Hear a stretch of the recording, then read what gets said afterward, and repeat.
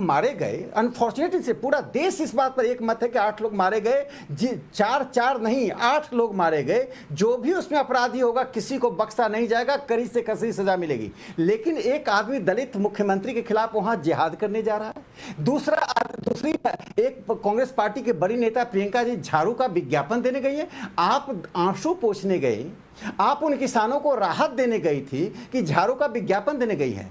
मुझे नहीं मालूम कि भाई बहन के बीच प्रतिस्पर्धा है, सिद्धू और चन्नी जी के बीच प्रतिस्पर्धा है, लेकिन कांग्रेस पार्टी ने इस पूरे मामले को जिस प्रकार से सड़कों पर उतारकर अपनी आंतरिक राजनीति को थोपने का काम किया वो बहुत ही दुर्भाग्यपूर्ण है। और बहुजन समाज पार्टी और समाजवादी पार्टी उसके पिछलग्गू बनकर उसी के साथ राग अलाप रहे हैं।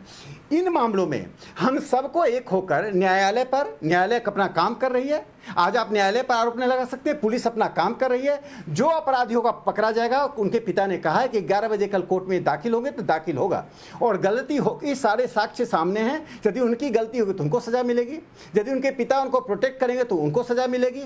सारी बातें न्यायालय के सामने। देखिए, भारत एक लोकतांत्रिक देश है जिसमें न्यायालय की प्रक्रिया हम सबके सामने होती है और हम सब कभी न कभी न्यायालय की प्रक्रिया से गुजरते हैं। तो आप न्यायालय को तो कम से कम कटघरे में लोग खड़ा ना करें। जब न्यायालय में बात आएगी, सिन्हा जी 126 घंटे हो चुके हैं। राकेश सिन्हा जी 126 घंटे हो चुके हैं। इंतजार का पाठ हमें ना समझाएं, हमें ये बताएं कि न्यायालय की प्रक्रिया अपनी जगह, इन्वेस्टिगेशन की प्रक्रिया अपनी जगह, पुलिस वहां पोस्टर लगाती है कब, कल और आज। उससे पहले कितने दिन निकल गए? 4। कब हुआ था एफआईआर दायर? सोमवार को। सोमवार, मंगलवार, बुधवार सब निकल गए, बुलाया नहीं, कोई समन नहीं, कुछ नहीं, कोई अरेस्ट नहीं। कल एक नोटिस चिपकाया गया, आज बुलाया गया, आज एक और नोटिस।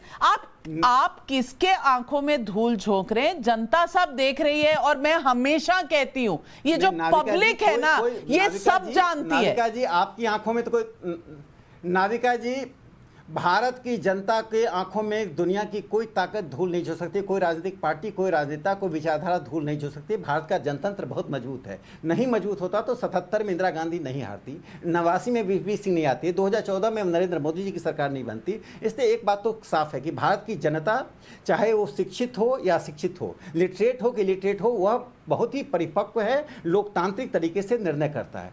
लेकिन मेरा प्रश्न यह है कि यदि पुलिस ने 4 दिन तक उन तक पहुंचने की कोशिश की, साधारणतः अपराध में होता है। और देखिए, जो कोई भी घटना घटी है वो क्यों नहीं आए, क्या नहीं आए, ये सब न्यायालय में सब खुलकर आएगा।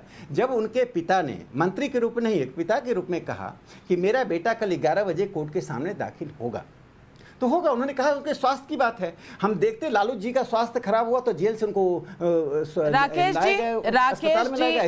जी मुंबई में जो हो रहा है वो भी ये देश देख रहा है। वहां भी एक पिता कह सकता है कि मेरा बेटा, उसको अभी छोड़ दीजिए, उससे जो पूछना है वो पहुंच जाएगा, आपको जवाब दे देगा। लेकिन उसे तो नहीं छोड़ा जा रहा, उसे तो पकड़ के रखा हुआ है। लेकिन यहाँ पिता के शब्द को ऐसा माना जा रहा है जैसे स्वयं ऊपर से भगवान बोल रहे हैं। सुधींद्र भदौरिया जी, राकेश